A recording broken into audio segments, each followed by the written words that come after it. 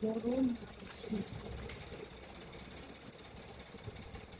এই যে বন্ধুরা, কালকের জন্য আবার জোগাড় হচ্ছে। আজকে রাতেই সব আমি রেডি করে নিব। আজকে সকালবেলা রান্না করতে হবে, কেননা কালকে আবার স্কুল আছে। তো সেই জন্যে রান্না করার জোগাড় সব তৈরি করে দিচ্ছি। এই যে কালকে দিব পাটের শাক। এখনকার পাটের শাক তো এই যে শুধু পাতা, এগুলো বাছতে হবে। এখন অনেকটাই আছে, আর কাঁঠালের তরকারি করবো।